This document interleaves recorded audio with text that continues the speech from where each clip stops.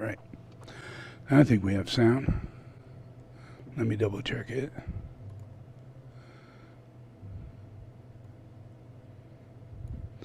And we have sound. Yes. Okay, great. All right. So I'm going to teach a little bit more about our dear Mr. Trump and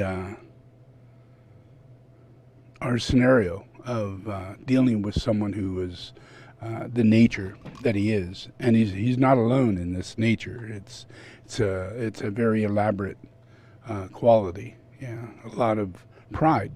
Yeah, basically pride. Yeah. So the influence that you would think that you get a president and the president's going to be a president and that we're going to have normal processes go on. But as this presidential process begins to end, yeah, we have a coronavirus, but then we also start having threats from social disorder. You know, we start having something like called Antifa, yeah, or Proud Boys, or far right, BLM, Black Lives Matter, a lot of things, one after another, cropped up, and all under the influence of our president, because it's happening from above down, and we think it's above, but it's not. It's way low, because these thought forms and actions are happening from the lowest of our Americans, lowest of the people in our tribe, in our group, So this behavior is it's the easiest, most simple behavior to follow on, and carry out, because it's just one step above an animal.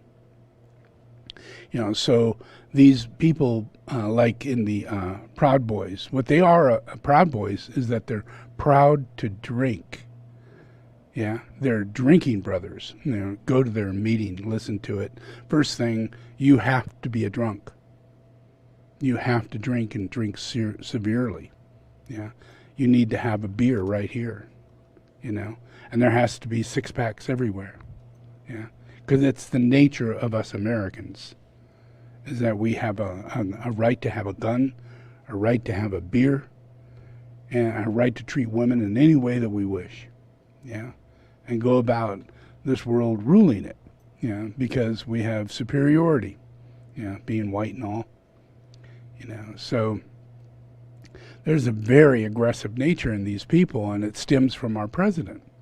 It comes right out of his brain. The little brain it is, it still comes out of his brain. And it's his identity. And his identity is manifesting into our identity. He identifies everything. He identifies everything. Yeah, you're bad. You're bad. You're bad. You're bad. You're bad. You're fired. You're bad. Yeah, you're fake news. You're lying. Yeah. Oh, I didn't say that, and yet there's a film right next to him saying exactly what he just said. And then some really idiot lady will come out and say, well, you misunderstood what he said. He was just kind of like messing with you, because you're assholes. And you need to be treated like assholes, So he was treating you like an asshole, saying terrible things because you're a terrible person. And you don't deserve answers. Yeah, you deserve his rhetoric and his angry, throwing out things, Even when he said, take Lysol, sniff it, stick it up your veins, wipe your body down with it. Can we do something with that? Yeah, something we could do with that. And the little lady comes out going, "Oh, come on, he was joking. He was joking. Who would say such a thing? He did. He said it, and there are people trying to buy it. People calling up their doctors saying, should I? Is this the right thing to do? Yeah. Even Mr. Clean had to come out and do a commercial just to get people to not do it. Yeah. So he's ad-libbing. He's not the president of the United States. He is Donald Trump. And he's been this way since he was a little kid. And now you're in his aura. You're in his aura. And you made him president. So now our whole country is his aura. And we have to do everything we can not to be seduced by his astral projecting forces. Yeah, because he's creating a militant reality. He has a militia. Yeah, and when you're someone who's not the president, then you need a militia. You need to feel that you can call the military and have them go to your beck and call. Get down that street and beat up those people. I'm going to go carry a Bible to that church. But beat them up. Use whatever means you need. Peaceful people. Yeah. But still, he would use the military. And from that, the military stepped back. Generals said, we're never going to be used like that again. This is not human. It's not humane. It's not justice. It's not our pledge to protect the people of the United States. It doesn't go along with that at all. How can I, as a general, ask my people to carry out something so wrong? Yeah, even if it is the president asking us to do it. So quite a few stepped aside from that, and he still keeps going. But he doesn't have a military anymore. So he sends out the National Guard and calls the FBI and say, who's the biggest asshole? Hey, get him on the line. All right, let's be an asshole. Let's gather our troops. Are you ready? Yes, sir. And they did that. And he says, we need to focus on democratic states. Now, right now, the ones that can go down the fastest is Portland, Seattle. They're always having that kind of stuff going on. Let's go in and rip them apart. Yeah, let's do every conspiracy gesture you can possibly. Let's just drag them off the street, throw them in cars, not say a word, no laws, no breaking of laws, no sending people to jail, just drag them off the street, stick them in the back of the car, and we don't know what happened to them. Yeah, and that happened, That is the beginning of a militia, yeah, where you have people going through this process. And he's also developing a relationship where people have a spontaneous process of thinking that they should be vigilante.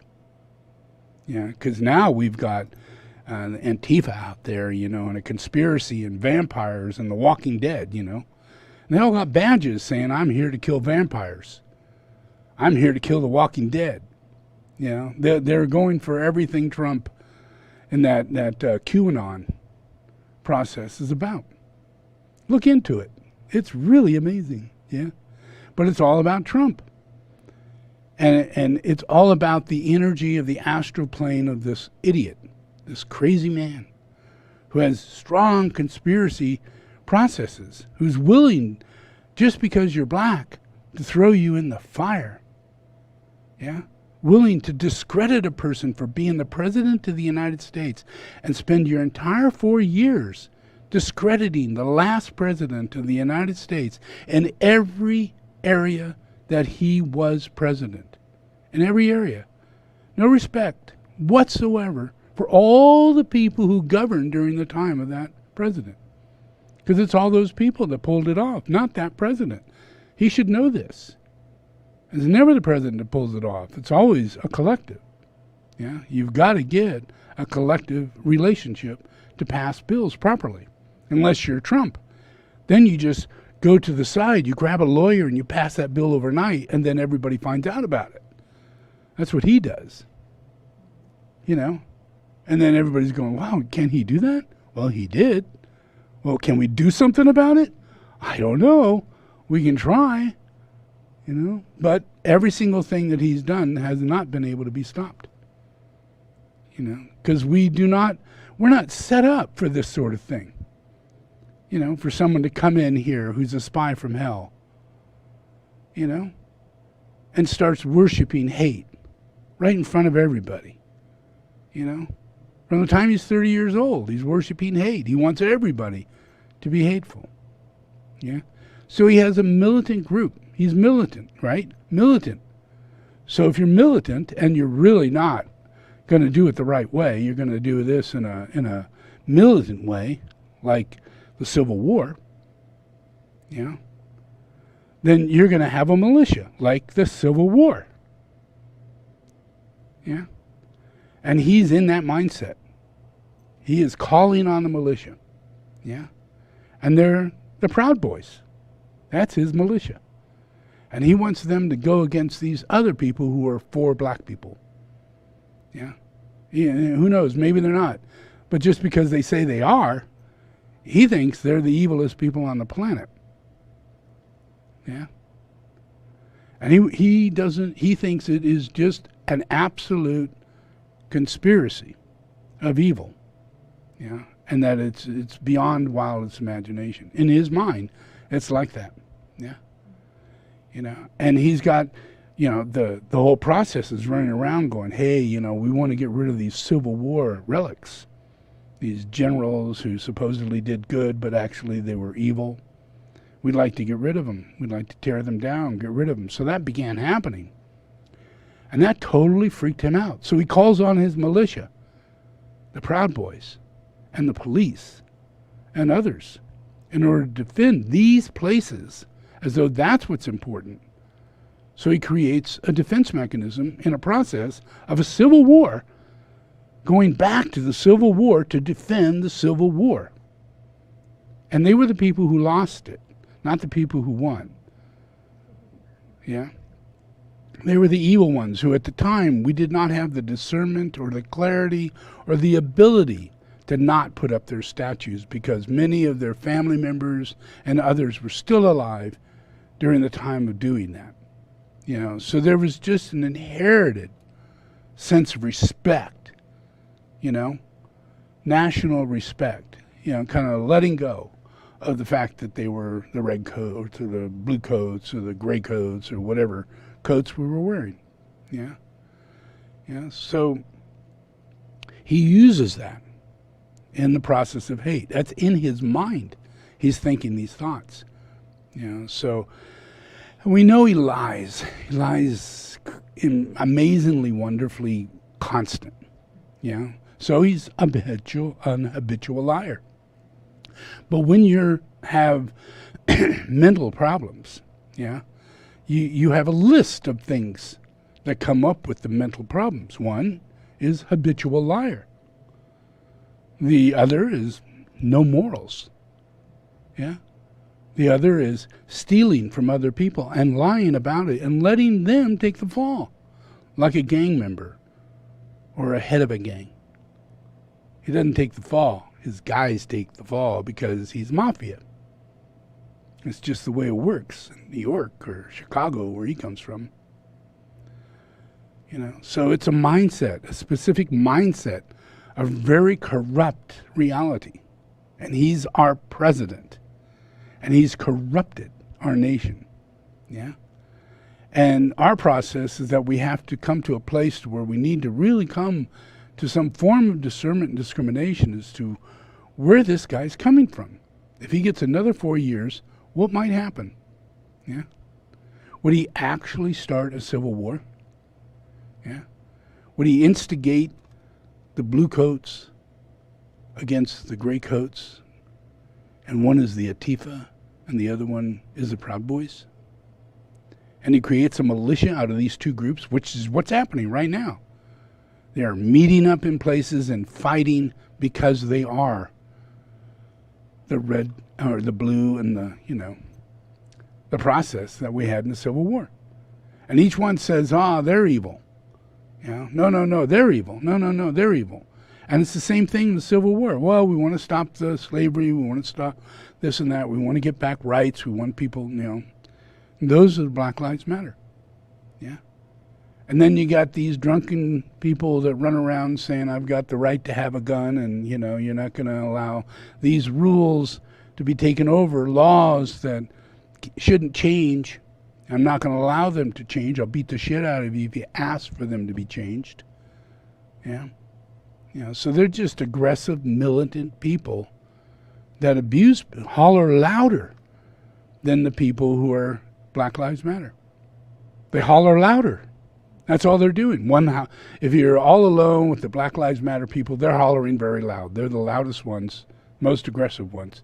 But then here comes the Proud Boys, and they're more louder, more aggressive. They will kill you. They will kill you. The other ones, they'll beat you, they'll threaten you, they'll do things, but they won't necessarily kill you. These other guys, they're standing there with full heavy metal jackets, and they want to use their guns. They want to use their bats. Yeah. And they're going to do this while they're drunk. So that's not going to slow you down in one bit. Yeah. No inhibition whatsoever. So what does our president do? He gets into a debate, and they actually ask him, you've never said anything against, the white supremacists, and that would be the Proud Boys. Yeah. Never said anything against those people. Yeah. You always say, oh, there's good and bad in them, but you never say anything against them. Yeah. Can you do that? Can you do that tonight? Can you stand up and do that? So here's what he does.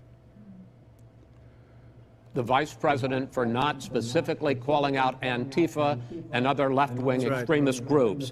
But are you willing tonight to condemn white supremacists and militia groups and to say that they need to stand down and not add to the violence in a number of these cities, as we saw in Kenosha and as we've seen in Portland? Sure, are you I'm prepared to do specifically that, do it? Well, go ahead, sir. I would say almost everything I see is from the left wing, not from the right wing. So what are you saying? I'm willing to do anything. I want to see peace. Then do it, sir. Say it. Do it. Say it. Do you want to call him? What do you want to call him? Give me a name. Give me a white name. Supremacists and who would white you like me to condemn? White supremacists and right Proud Boys. Stand back and stand by. But I'll tell you what. Somebody's got to do something about Antifa and the left, because this is not a right-wing problem. This is a left-wing. FBI director This is a left-wing problem. White supremacists. Antifa's an idea, not an organization. Oh, you got to be not kidding. militia. That's what his FBI, FBI director said. Well, then you know what?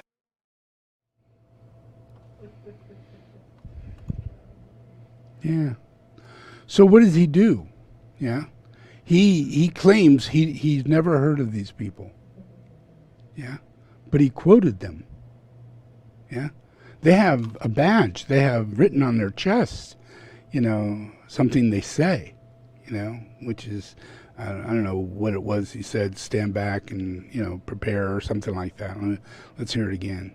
The vice president for not specifically calling out Antifa and other left-wing extremist groups.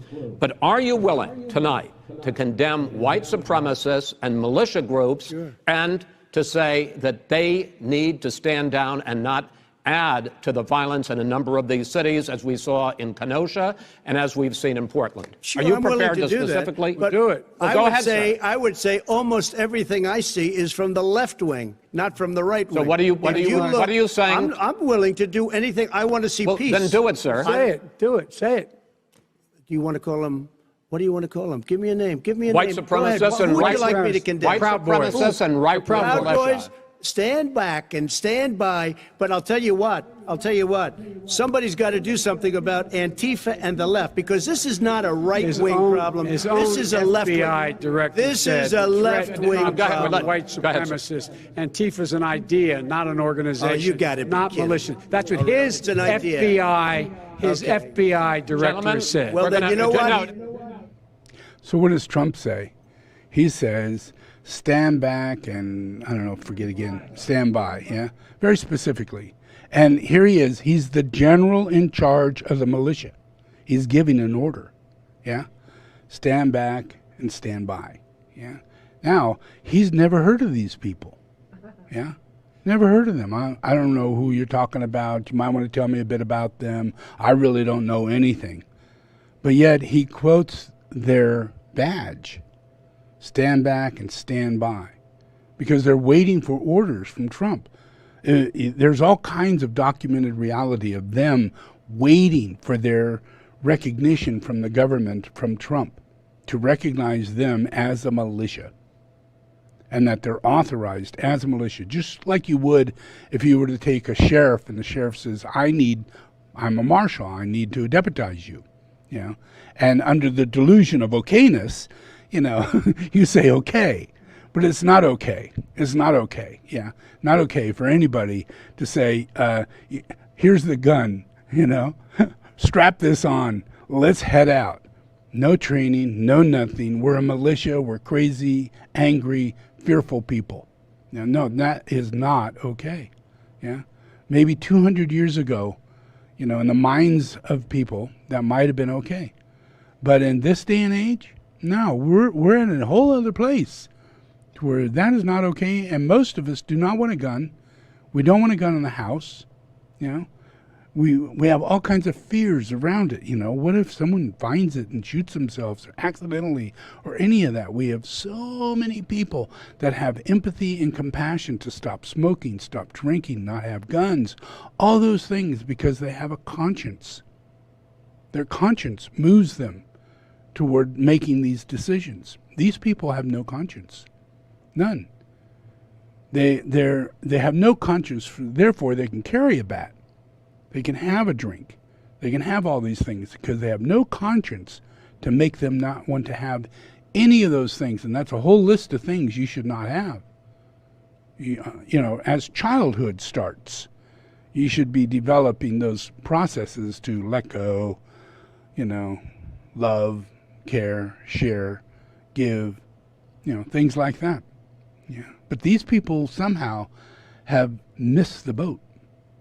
Yeah, and it's not hard to do because we're coming out of the 50s, coming out of the 20s, we're coming out of the 40s, we're coming out of the place where we used to hang black people. You know, Martin Luther King.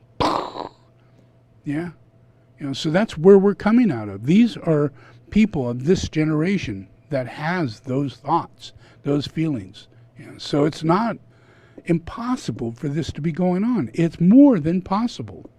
So we have to really make a difference. Yeah, we have to understand what's going on. Yeah, you can't not understand. You have to understand what's going on. You have a president who is totally forced under evil forces, under collective evil forces that are bound up inside of society. People who are in prison, he's a part of that force. People who rape and kill and molest and are pedophiles, he's in that group. He's in that group. You know? He owns billions of dollars to the United States of America for what he's ripped off the taxpayer, what he's ripped off the city of New York, all over the United States. You know? His ballot against ecology, his relationship against black people, every time he gets an opportunity, you know, he forcibly pushes that negative influence into people that your father should have gotten out of you by this day and age. But he's still left over. He's a bigot. He's possessed. He has demonic spirit in him. He has the evil spirit in him. He behaves like he has the evil spirit in him. Yeah? So that's going to have an outcome, and we can see it. All of Portland, you know, why would it be Oregon? Why do you think Oregon's having this problem? Yeah? Yeah? Could it be that maybe the Avatar himself incarnated in Oregon? Yeah? In Oregon. Now, Oregon used to be, and still is, one of the holiest sites on planet Earth. Has more redwood trees. Yeah? It's more sanctuary toward animals. Yeah? Greater vitality of life grows out of there. Yeah? All the way up through Washington. Yeah? Coming from Northern California, going up the coast is the beginning of a great sanctuary. Yeah? That's extremely holy. It goes all the way down the United States. But we don't have any thoughts toward holiness. So where there's really holiness, really evil people tend to collect. Glastonbury's a perfect example. Why on earth would there be more witches on earth in Glastonbury? Why on earth would there be more prostitutes on earth in Rome around the Vatican than any place on earth? Yeah? Yeah. Why is it? Yeah? Because they are potential.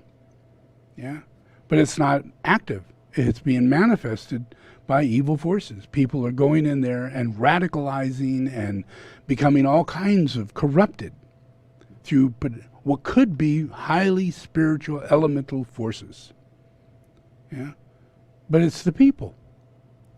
They're corrupting it. They're thinking communist thoughts. They're thinking, I'm not happy, I'm not with this, let's all be gay. They're being moved by people who are recruiting them into these thought forms, just like Trump.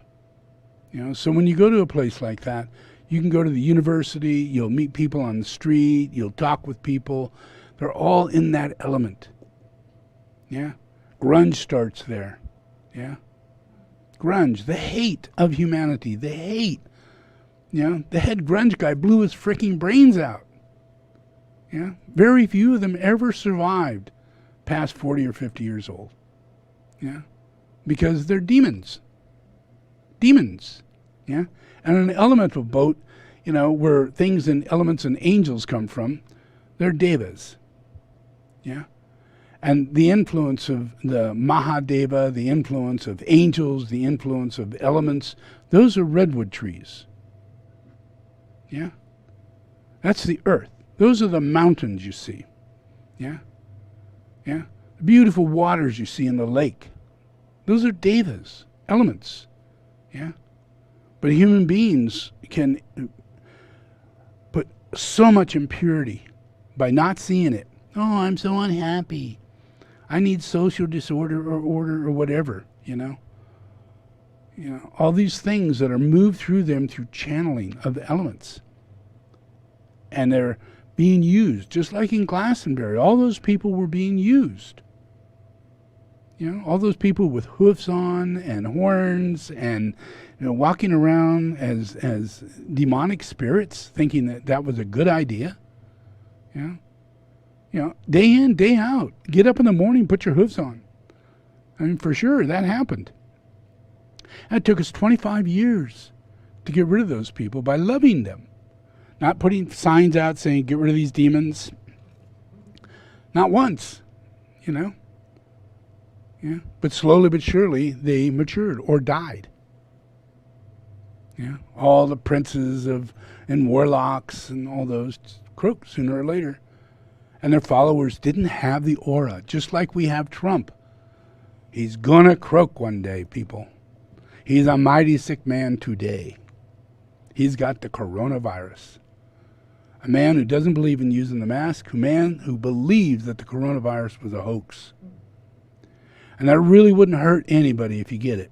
Well, let's just find out. Because both him and his wife have it. Last thing in the world I want to see them suffer or die.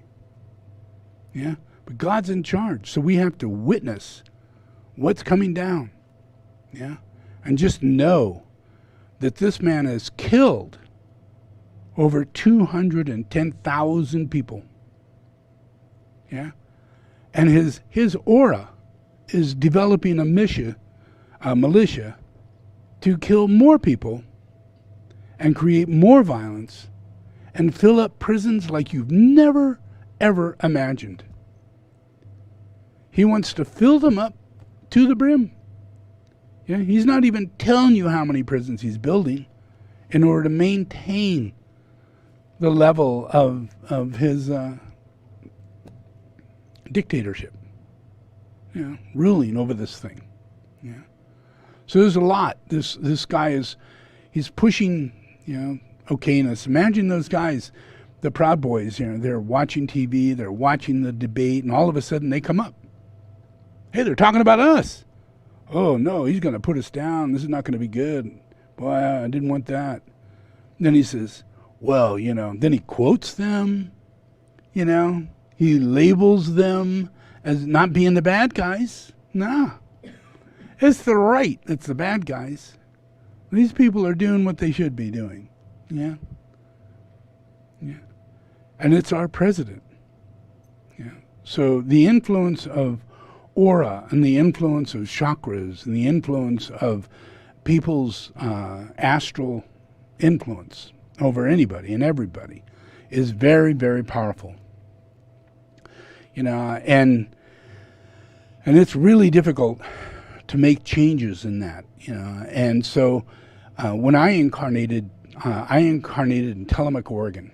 Yeah, and you all eat that cheese, you know. You eat cheese from my cows, you know. And if you know about Krishna, he's all about cows. He's all about milk. He's all about cheese. Yeah, and that's where I was born, and it became the capital of cheese in the world. Yeah, kind of cool. Biggest factory you'll ever go to. It's beautiful. Even have ice cream. Yeah, and it's just a natural influence of blessing that no one in a level of blessing. It's at a level to where you don't really know what's going on. You're being blessed, but you don't really know what's going on. Yeah, you can't put it together. Oh, Krishna reincarnated here. Oh, we have all kinds of milk coming out of here. Oh, you know, this used to be the defense capital of the United States. Yeah, this used to be, you know, where they had all the highest technologies going on. The inventing of the many, many airplanes took place in Tillamook, Oregon. It was like Area 51 was Tillamook, Oregon. Yeah. They built all kinds of things there. And when I was born, they had a forest fire that lasted almost a whole year. And nearly every tree surrounding Tillamook, that's 20 miles, surrounding Tillamook, burnt down. And all you could see is clear land, you know, just dead trees. Yeah, so the people of Tillamook decided, we're going to replant every single tree. And over a year and a half, they did that. And another fire came. And it wiped out all the rest of the trees. And then they continued doing it. And over a 5-year period, they replanted all the trees. And in 20 years, everything grew back. And it looks better than it ever did. Yeah. You know, so it's really a big one. You know, it's like the world's largest forest fire took place in Tillamook, Oregon. And it went over, not once, but many times, over and over, until everything was completely wiped away. Now, you think, wow, that's tragic, yeah? But could it be an elemental cleansing? Yeah? Could it be, you know, on another level? Could there have been a reason, you know, and a blessing, and an outcome for it? All the heartfelt it took for everybody to go and get trees and put those in the ground and believe that it's going to make a difference. Yeah, actually believe, go through it, all the trouble, have another forest fire come, you know, keep going, you know. And in the end, you get this wonderful thing. Well, what did you do? Yeah, you made an offering to the devas. You gave them back their life. Imagine, each one of those trees are a deva. You know, each one of those trees. They grow to be so high, so beautiful, majestic redwoods. Yeah. And when they replanted them, they gave them back their life. It revitalized, and it made the land holier than it had been before, because people didn't, you know, rip it apart, you know, and just say, who cares? Let's move. You know, it's a bad place. It'll happen again. You know, can't trust it. You know, instead, their heart took over. Yeah, and they served the land. You know, and that turned it all around. It out went the military. You know, out went other groups and things that really wasn't good. The forestry and everything that was happening there. The trains that were taking the trees out and in, all that, because no trees, that ended. So industry had to change. Up comes making milk. Yeah, and creating cheese. And creating a new industry, a whole new industry for that particular town. Now, if you go there, you know, it's probably one of the most wholesome towns. It's got more churches per square inch than any place I've ever seen. You know, when you drive into a town, you see a billboard and it says, you know, these are the businesses that are here. These are the churches that are here, like 100 churches. you know. And then there's a church across the street from there. There's a church behind that sign, you know. And you keep driving. There's another church over here. You go around the corner. Oh, there's a church over there. You go over here. There's a Methodist over there. You go over here. And strange enough, in 1970s, you know, a man named Cyril Jembe Roy, who was the top teacher in India and an incarnation of Babaji, Shiva. And he was living in Babaji's cave. Yeah. And these people from America who were looking for Babaji because of Yogananda, yeah, they went there looking for this cave and everything, and they find this man, Cyril Jembe Roy, who's having a direct contact with Maitreya, and who he believes is the reincarnation of Babaji. You know, so that's why he's in the cave. He's sitting there praying to have a direct contact, meet the new incarnation of Babaji. You know, so he's there while I'm a child, you know, and older, you know. Now I'm going through, it's 73, 74, 75, 76, you know, and he's actually he made it to America, you know, by 76 and 77, 78. He's in San Francisco, yeah. All these hippies are gathering around him, yeah. And he's a direct lineage holder of Yogananda. So he's seeing people, children, who are incarnating, who are the previous disciples of Yogananda. And he's gathering them by the hundreds, you know, hundreds and hundreds of these people who are all the previous incarnations of Yogananda, including Yogananda. Yeah. So he's got this, you know, it's like, wow, it's really amazing, you know. And then he calls it the foundation of revelation. And in 1980, yeah, from 72 to 1972 to 1980, he began having really strong visions of what I look like physically in this life. Yeah, and so he started having etchings done, you know, my face, clothes that I wear, you know, this and that. You know, so as far as I know, there were like 3 or 4 etchings throughout those years. And in the end, you know, in 1980, he came up with a painting of me in a white shirt, you know, with, you know, my hair and everything normally, just the way I look, you know. And he made this really nice painting, put it on the wall, the foundation of revelation.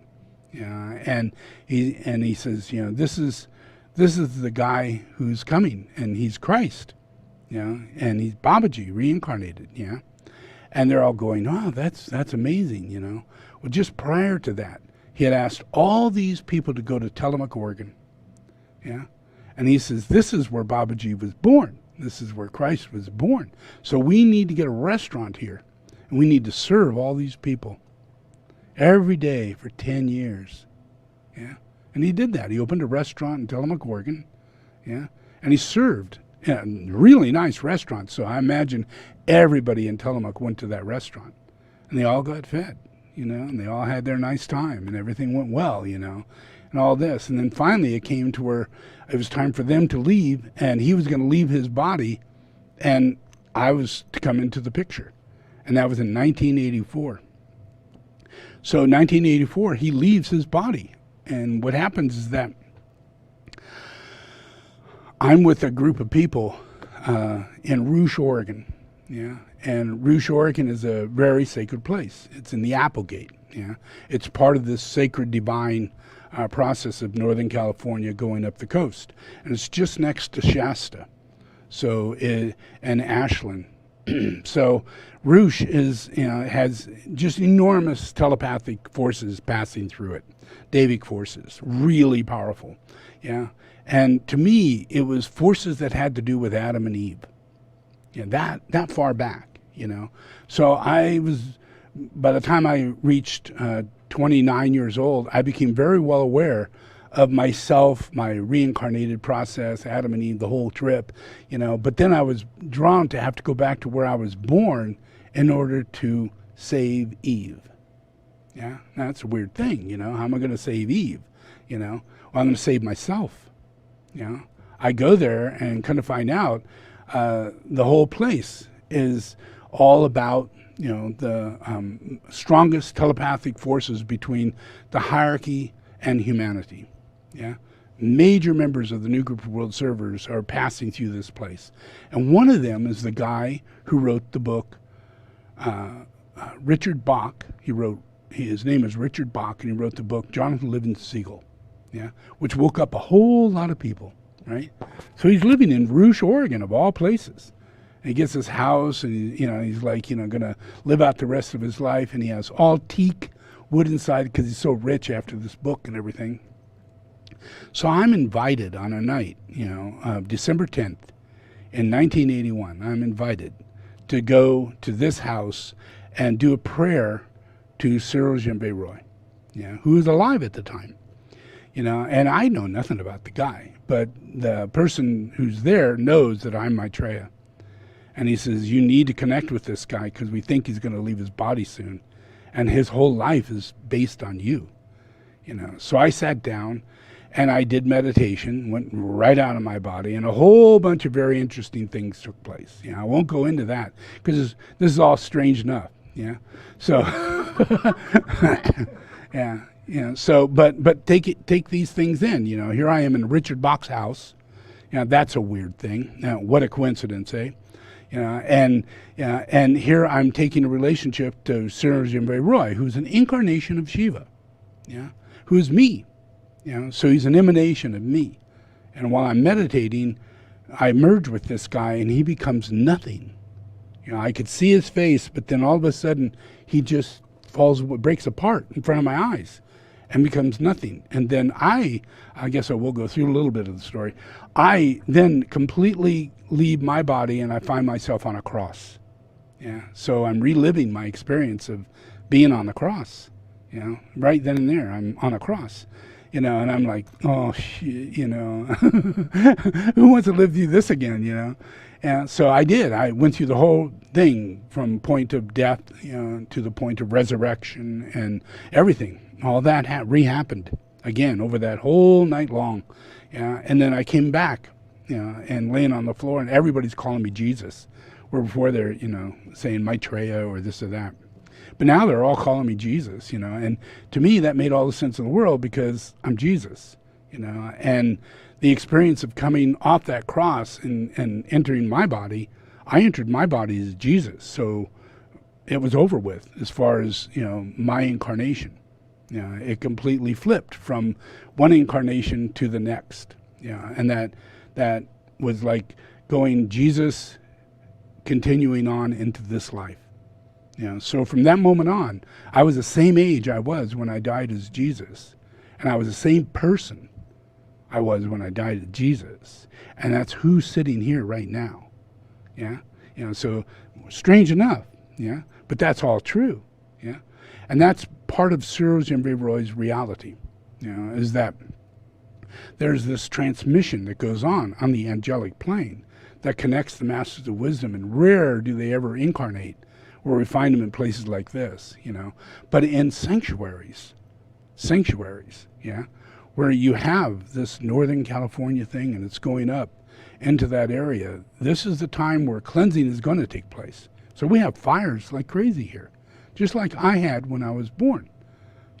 We have those now here, and it's a process of this, an externalization. It takes a long time to come back into a body, say in 81, and here we are, 2000, getting to 2021, So what's that? 60 years, 50 years? What is that? How many years is that? 50, 40? Is it 40? That's plenty long enough. It's 40 years, right? Yeah, that's like a long time, but it takes that long of gestation for things to manifest, because I'm not manifesting an aura, I was enlightened when I was born. So I it's not like I'm becoming more enlightened. That never got to happen to me. I've always been this enlightened, but it's a matter of humanity catching up with that energy. So it could take each cycle of these events that take place, it takes a long cycle of time for humanity to take that on. So that happens, and This happens in 81. By the time I get to 1995, I'm being enthroned in every monastery in Tibet. Yeah, and it's happening in ways that the Dalai Lama can't keep up with it. Yeah, he cannot deal with it. I come to meet with him. It's freaking him out because it's happening too fast, and I'm not willing to allow the time for people to develop an understanding and then catch on. You know, because I need to get a lot done in one life. Yeah, and I'm getting a lot done in one life. You know, so here you can see me enthroned, and right next to me in a picture is the Dalai Lama. Yeah, so this is the Dalai Lama's monastery, senior monastery of the Dalai Lama. Yeah, and they put me in there, and it's my way of transmitting into all of Tibetan Buddhism a changing of hands. Yeah, who's in charge? Yeah, a changing of this process that is going on. So it's the same thing with our guy Trump, but he's on the very low end of this thing. Yeah, so he's purging out what it is that we saw in our grandfather, what we saw in our father, what we saw in our uncles, what we saw in people that just couldn't help but carry a gun and spit and, you know, cuss and drink and, you know, be what they are, be just exactly what they are, you know, but it's a dying race. It's a dying race, yeah, and it's changing of hands. You know, so we've been under tyranny for a very long time. You know, we've had Hitlers, we've had popes, yeah, and you still have a pope, and you have no idea the guy is a Satanist. Yeah, he believes in Lucifer, that he's God, and he thinks Lucifer is totally separate from Satan, and he has to make it up because that's not in the Bible. It doesn't say that in the Bible. Yeah, so there's this whole process of where we're coming from and people that are affecting our social norm and causing us more harm than you can ever imagine. Yeah, and we have to overcome it. Yeah, so that's what this process is about. Yeah, this process of being able to not just heal from Trump and things like that, but allow Christ in the world. Yeah, it's a different world when that happens. Yeah, because it takes a long time for that orientation of mind and thought and patterning and all of that to come about. You know, because I can easily help you with computers and help you with medicine and help you with all kinds of things. But are you capable of understanding what I'm going to say when I try and help you? Not really. You know, you've got to get past all these things of, what are these terms and what does that mean, you know? And, you know, once you get past a little bit of it, then you got to learn more. You know, so there's an enormous amount of what's known as second-ray soul that's got to develop inside of humanity, and that requires a lot of education. You know, you don't just get a handshake and all of a sudden you're enlightened. You know, you literally have to have reasons to change your behavior. Yeah, and that requires education. Yeah, you literally have to talk yourself out of it. Yeah, and the whole process is to unlearn what it is that you've learned. Yeah, and most of it gets unlearned so quickly, that you lose desire body in relationship to the outcome of what it is that you're maintaining. Yeah, because it's just a habit. Yeah. So Trump is a key element. People like Trump. Yeah? Michael Jackson, and the Pope, and Sai Baba, and all these Dalai Lama, all these people that have extreme pride and are doing shit that is wrong. And either they're doing it right in front of your face or they're doing it behind the scene. The Pope is not going to jump out and say, "Praise Lucifer, our God," over and over and over again, as he should, because that's what he's doing. Yeah? And he believes that he is a physical incarnation of Lucifer, God. If you study it, that's what you'll find out in the Catholic Church. Yeah? So you have to unveil things in order to free yourself. Yeah, because those things are holding you on to your process. Yeah, so it's a matter of dispelling glamour. Yeah, and you can't really do it through intellectuality and other means. Yeah, but the Holy Spirit can transform the process that's going on, and I'm here for that reason, because I'm the incarnation of the Holy Spirit. Yeah, and all the rest of this is the evil spirit. So you have a divine influence that goes on this planet. And as long as I have this, I have recognition, to where not everybody's stupid, not everybody's satanic, not everybody's possessed by lower nature, but there are a few, maybe millions, that are free and capable of witnessing the Lord and be able to be humble in that recognition and come under that influence and not go into, some kind of opposite response, competing and, non-complimentary, let alone, downright derogatory, because it is difficult to deal with holiness. Yeah, it's not a material thing. It's not a graduation. It's not, what other people can get these certificates and verifications and all these things, and we are driven to think that that's our identity if we go up a ladder. But what if it's another ladder? What if it's a ladder of holiness? And what it takes to get up one ring of that ladder, and there are thousands that you got to go up, before you really are in a place where you've surrendered. And now you every time you surrender, you're absorbing what it is that's keeping you from taking it on again. Because one thing goes out, another thing comes in. So it's replacing it. You don't know how much till you get really far up that ladder. Yeah, because you're constantly up against your shit. And it's like gravity pulling you down the ladder. But once you get to a certain point, you realize there's no more gravity. This ladder is dissolving right before my eyes. And now it's just life. Yeah. And everything that comes your way is done by God.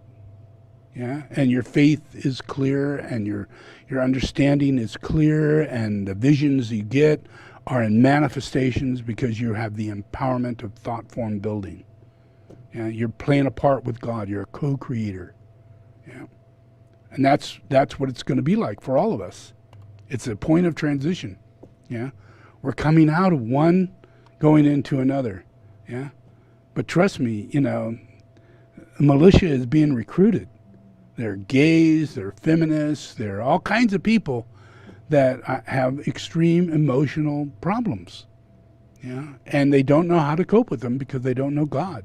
Last thing they know is God. Yeah. So they're so fallen out of God's grace that, there's nothing that will lead them to the truth. It's grace that leads you to the truth. It's not your willpower. It's not your, I paid this person and I was a good person. And no, it's not how it works. It's grace. Because when it happens, you got to accept it with grace. It's not you. It's not something you did. The Lord's time, the Lord out there in the invisible world of the Lord is making us a better world. Yeah. And that's what you get when you have grace. Your humility comes out. But that's not where a lot of things are at, because everybody gets into this whole other material reality. Yeah. So getting rid of Trump is it's a layer of outcome. You didn't know Sai Baba. I told you about Sai Baba, told you he was bad, told you all these things, and told you that he had to go, and leave him alone. He's really bad. He's molesting and pedophile. And same thing with Michael Jackson. He's Hitler. He's a demon. He's more like a vampire than anything else. Watch, he'll turn into it. He will manifest into it. And I'm not doing anything. I'm just presenting the truth. And the truth becomes a thought form. And that thought form is judgment. You can't overthrow God's thought form. when God comes into power, you know? And that's the outcome of what's going on now. It happened to Michael Jackson. It happened to Sai Baba. It's going to happen to all the popes. They're actually going to go bankrupt. It's true. Yeah, the whole Catholic Church is going to go bankrupt. Yeah, because it's all based on money. There's no religion whatsoever, you know. So as soon as you stop giving them money, they go bankrupt because they don't have a business. They only have a corrupt banking system that they make money out of, but that's being changed. Fewer and fewer people are willing to use that backdoor banking system to carry out what they do in their evil world. You know, even if the Pope says, "Hey, it's not a problem. No one can get in here. Keep it up. Don't worry about it." And same thing with the islands that you can go to and do illegal banks, or go to Sweden, or go to, country. All of that's drying up. It's drying up because we're becoming an international world belief system. You know, it's affecting the whole world. We're getting morals. Yeah, we're starting to find laws that allow us to do something about it. Allow us to go in and see the records of the Pope. You know, go in and see the banking system. Even today, we're going to go see Trump's banking system and find out he's never been wealthy. He's always actually been poor. And in reality, he was a person who fed off of lenders, people who lent him money. And then he misused that money. So he's just a person who's in the market of moving money, not a person who makes money or a person who earns money, just a person who moves money. So then that corporation, those banks and these evil people, usually the German bank of Deutsche, which is pretty evil, they're really quite corrupt. And everybody knows how corrupt they are. Well, that's his main bank, And he floods anything that he could do is to move through there, and then he moves on to Russia, and he's got all kinds of things from the German bank to the Russian process going on. Because the German bank's willing to do it. They have illegal ways to carry these things out. All these things are very normal in our world. We have all kinds of really corrupt people just draining all the money you have in the world is being drained by corrupt people, really corrupt people. Yeah, that door is being closed. Yeah, slowly but surely that door is being closed, and that will turn everything around into a process of systems where people are actually building large corporations, facilitating large amount of income, and lowering the amount of materialism that we buy, like getting small houses, buying trailers and living in them in the forest, and recently in the last 6 months, you can go to any RV center, and you will not find an RV. They're gone. Yeah. And there are usually, 500 or more RVs at a RV center. Yeah, they have maybe parked 20, and they're lengthwise so that they look like there's a lot there. They're not parked next to each other. They're like scattered all over the parking lot, to make it look like they're there, but they're not there. Everything. If you want to buy a truck, if you want to buy a van, if you want to buy a motorhome, if you want to buy anything along that way, that I'm teaching people this is the way to go. There is the largest mass of people going that way. Yeah? So this is a change of hands. It's a change of direction, a change of thought form building, and people's cooperation into what moves them to carry out. Because you can go freak out and think, oh my God, we're all going to die. Or you can think, I'm going to move out of this really shitty house that I only live in one room, and I'm going to watch more YouTubes, because that's all they had to do. And they're going, wow, look at all those people in those motorhomes. They look like they're having fun.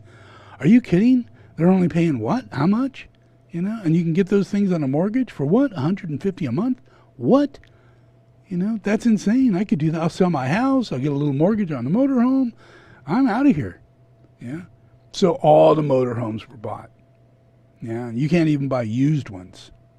Yeah, and people are not like running for the hills. You know, they're finding tiny house value and relationship to life. Simple. You know, minimalism. Yeah. Instead of them going, I'm going to shoot myself because of this terrible thing. I can't go to work, you know, and the virus is going to kill me anyway. You know, you would think depression would go up, but instead people got wiser. They got smarter. They made decisions they couldn't make before. They're going to lose their house anyway, you know. So let's move forward to something that we can afford. Yeah, and all these things is all part of an event. You know, to allow ourselves to give offerings to the earth. Yeah, get in your motorhome, drive out there, sit by the lake, wake up in the morning. Holy shit. Yeah. Enjoy yourself. Have a cup of coffee. Let it go. Yeah. Let the wheels spin. Watch the world go by. Wait for a bird to land. Have a nice day. Yeah. Watch squirrels pick up things and run away. Yeah, enjoy it. Yeah, and then go back in there and go to sleep. And wake up the next day. Oh, even better. Yeah, and then go back in there and go, I think I'm going to fix something. You know, now you got creative thought form building, and you know now you can not only fix knobs, but you can fix your whole house, all the plumbing, all the electrical, everything. And you're thinking, wow, I can do this. Yeah. And you joined a group of doers, the new group of world servers from low to high. Yeah. And we all are doers. Yeah. Yeah. Build your own stuff. Yeah. Yeah. So there's that transition is what's taking place. This is the opposite of Proud Boys. Yeah. This is the opposite of terrorism. This is the opposite of pissed off and I'm just going to, you know, go against everybody and go be a half gay person, half not gay person, you know, today, maybe not tomorrow. I don't know, you know, but I have the right, you know. And it's just a rebellious reality where you're lost, you know. So there's this whole influence coming into the world that is happening that you're not aware of, yeah. And just be aware that, you know, there's an outcome that's happening a year from now. You're not aware of it, but it's already happening. You know, tens of thousands of people left their homes, moved into tiny homes and vans and motorhomes. Yeah, I even got people, you know, because I'm moving this whole thing. I every day, I am moving this. You know, I am projecting into people, and everybody in the end of it, everybody's going. The last thing they would take is a truck and put a camper on the back of it. Yeah, because that's like low life. That's a drinking beer, bad case of, you know, hunting and all that kind of stuff. You know, you know, you think that in your mind. You stereotypical. You know, oh, camper, beer, yeah. You know, truck. Oh no, I can't do that. I don't want to identify with that. You know, I'll get a nice motorhome. You know, I'm not in a truck and a camper. I'm in a motorhome. I don't care if it's 30 feet long. I'm not in a truck and a camper. Yeah, and then they go, oh, I'm going to go Class B, you know, and it's like a van, you know. Well, at least I'm not in a truck and camper, you know. But then what they find out when they get through this whole thing is that the really only thing you should be driving is a truck. And the only thing you should have on your truck is a camper, you know, because it's really wise. It comes off. It's 10 times bigger inside than anything you'll get in a van, than anything you'll get in a Class B or Class C, and even a Class A. Yeah. You can put real big things on the back of a truck. And you can make a truck into a flatbed. Yeah. And make it a completely different thing. There's all kinds of things. I'm doing it. Yeah. I've already done vans. I've done RVs. You know, and then I've sold them, you know, and now I'm doing another one. And now I'm making a flatbed and I'm putting a host camper on it. You know, look it up, host camper. Just imagine that, a host camper, yeah, with an F-350 Super Duty truck. Put those two together. Look that up, and imagine, whoa, what kind of rig is that? 4-wheel drive, dualies, Yeah? It's the only real way that we as ourselves will develop into this next stage where we're not, you let go of vans. You let go of this, you let go of that. And you simplify, minimalize. And we'll find that this is where we're at. Because the electric car company's already developing the vehicles. Trucks first. Yeah, so you can get an Atlas truck that has an 8-foot-long bed or a flat bed, and you can do exactly as I'm saying, with a camper on the back and solar on top, and you're generating all your electricity for both your vehicle and your house. Yeah, and you're free. Yeah, this is all absolutely 100% potential within a year. Yeah, because Atlas will put their trucks out. All this is coming. So this is really a matter of time for things to evolve into a place and getting out of, these old RVs and moving into these new level forms of technology that are actually houses on wheels. Yeah, and it gets you ready for a tiny house. When you park this sucker, you're going to be really happy to live in a tiny house. That shit gets old after a while. Driving a truck and living in a camper and doing all that. That's great. Camping's great. But it ends. There's an end to it. And it leads you to a tiny house. Yeah. So the whole thing helps you throw everything away. Get down to your bare necessities. Let go of your pride, your ego, and all kinds of things. Get back to nature. Heal yourself. And after 3 or 4 years, you're ready to get back into the system. And you actually got a lot to offer to people. Yeah. So think about that. Yeah. So let's pray.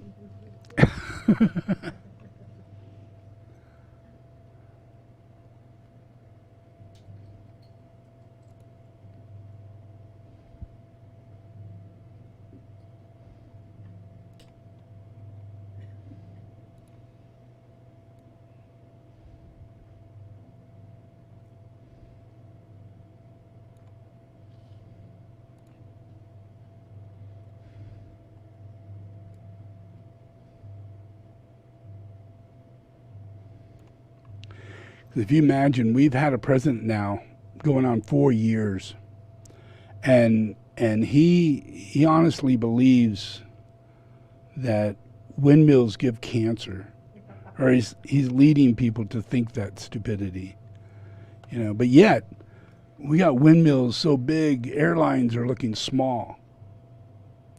Look at this jet airliner, and look at one of those windmills. And you go down a couple more, and they're 3 times the size of that airliner. Huge. So it doesn't look like we're sticking with the little one down here on the end to the left, where Trump is at, because that's where Trump's at. That's where he's at. Oh, windmills, it's going to cause cancer.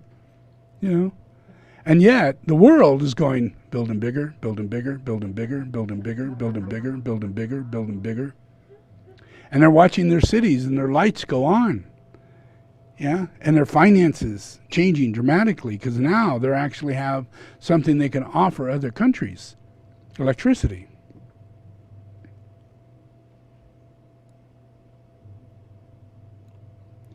Yeah, this guy has really, yes.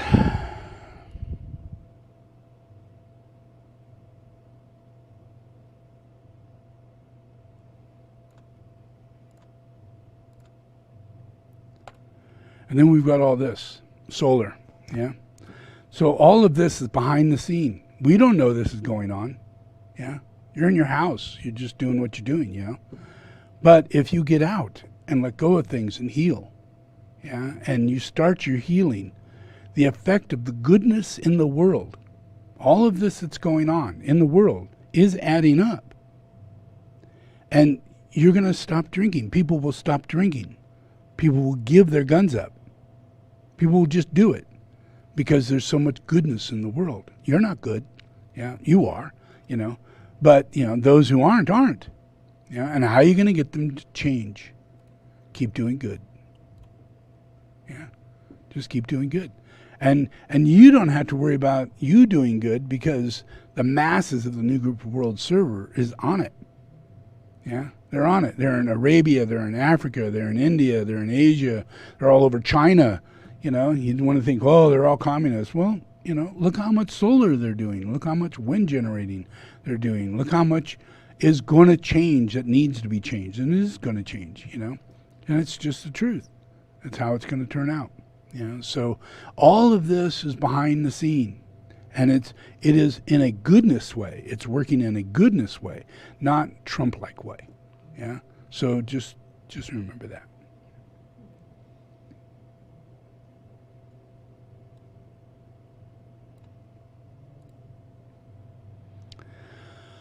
Okay, so let's do prayer. So this is to continually invoke a cleansing of any relationship to the astral reality of Satan.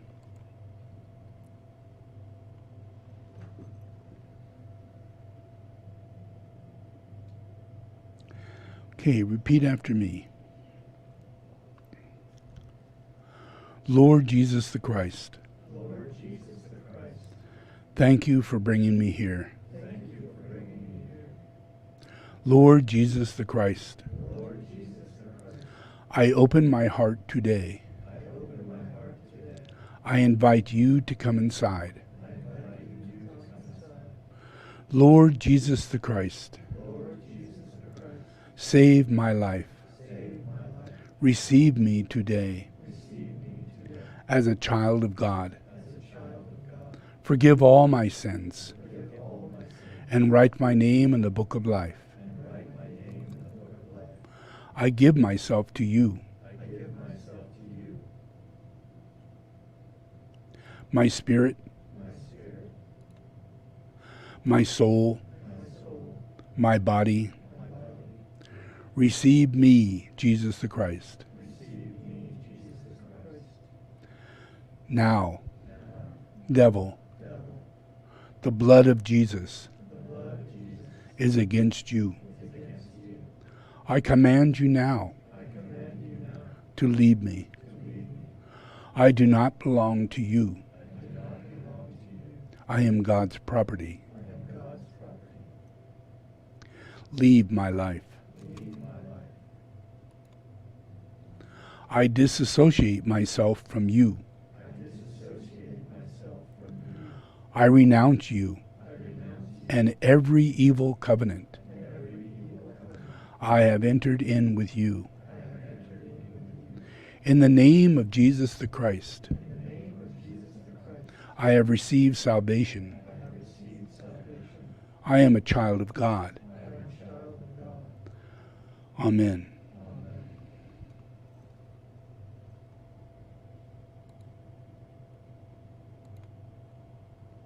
And that's the truth.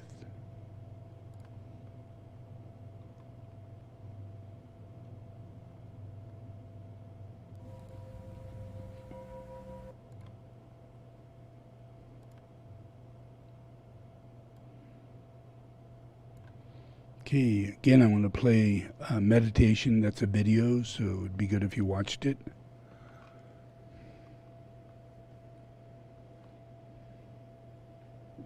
And we'll start the Om just about a half a minute or so into it. I'll start it and you go with me.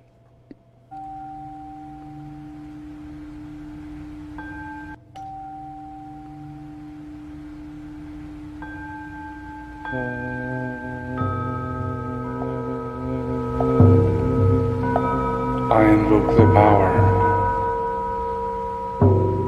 the love, and the wisdom of your ashram, soul, and monad.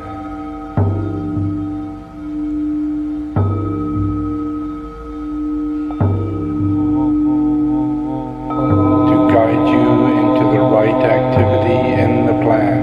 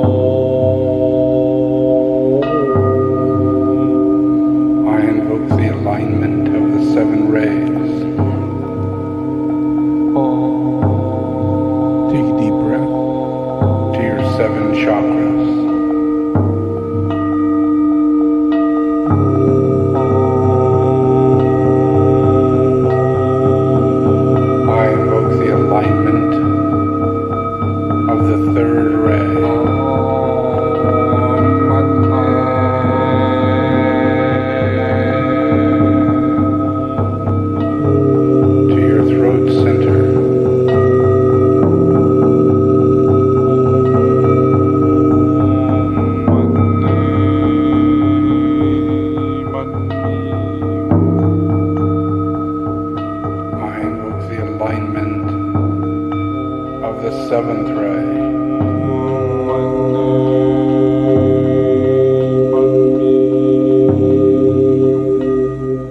To your sacral center.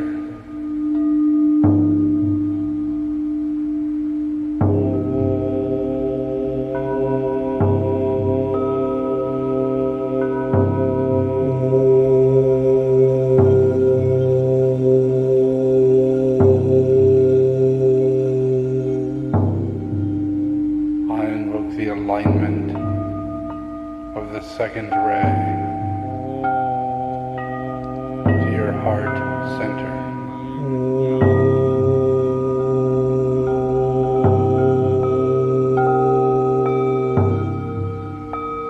I invoke the alignment of the sixth ray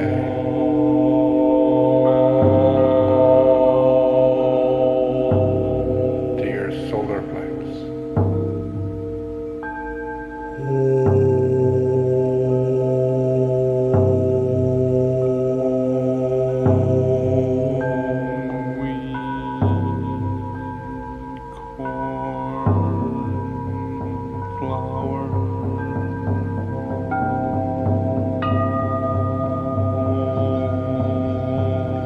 I invoke the alignment of the first ray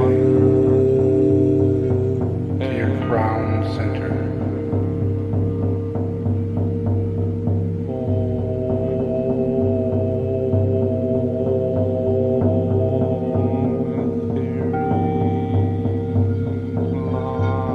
I invoke the alignment of the fourth ray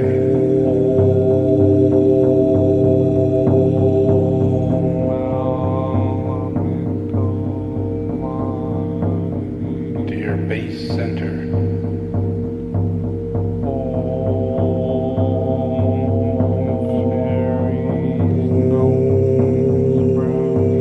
I invoke the alignment of the fifth ray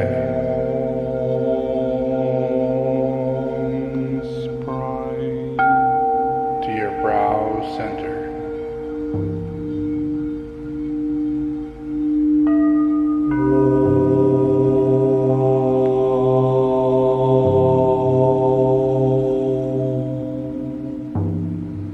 I invoke the light of the Christ within.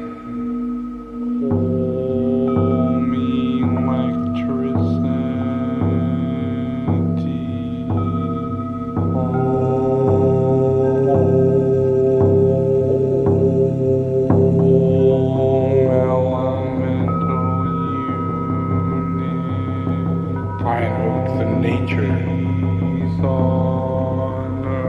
of the Buddha that you are to become.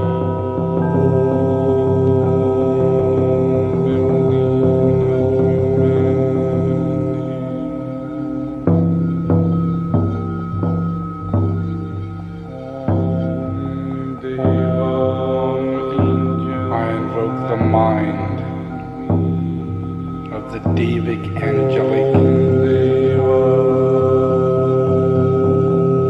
beingness that you can be.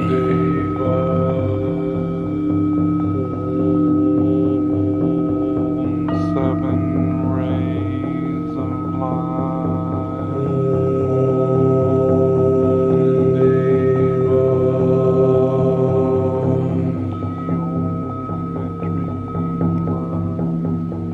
I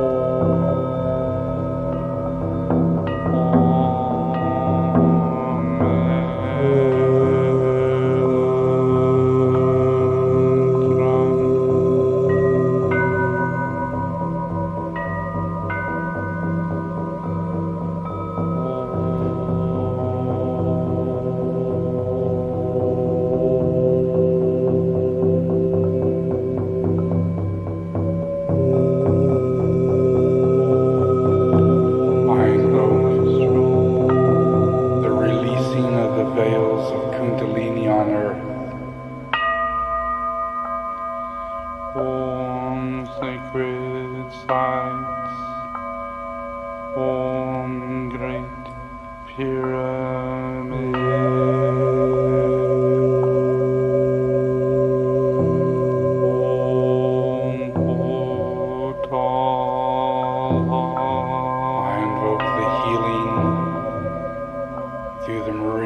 And the ley lines of this earth, the pulse of the 7 rays, the awakening of the Logos, the healing of humanity, the coming forth of the hierarchies, the saving grace of truth.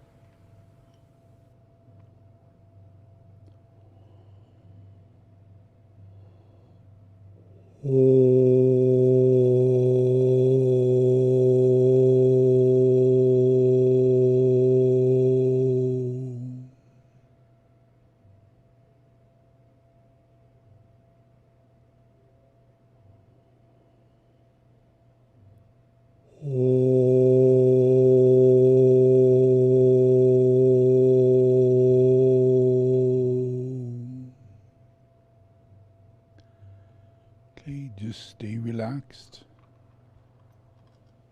Keep your eyes closed.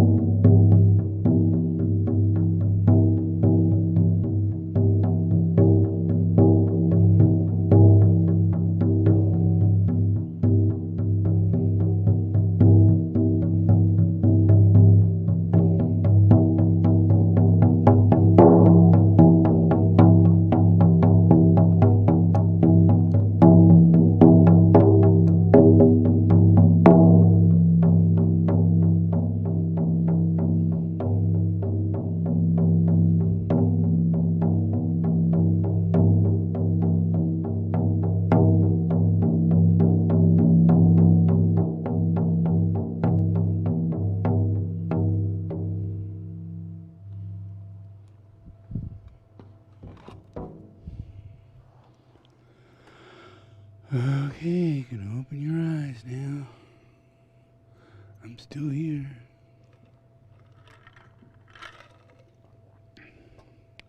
All right. So, take all that in. I hope that prayer helped you a lot. Yeah. You got to realize that you may not believe in Lucifer, you may not believe in Satan or things like that, but one day you will realize that it's true, and you'll find out that your Catholic Church is involved in Lucifer's plot, and that it created Mother Mary as an alternative to healing the angel Lucifer. Study it. You know, talk to a Catholic priest. He'll tell you. He's indoctrinated into the reality that Mother Mary is the one who saves Lucifer. Yeah, and she becomes God in relationship to being able to create Jesus. Yeah, who takes the place of Lucifer. If you read it, you'll find all that inside of there. And yet you're not, you think you're not involved in it. But yet most people are Catholics. And most people go through these religious indoctrinations that are totally involved with Luciferian doctrine. Yeah, so be at peace, because you do not know what you have gotten yourself into.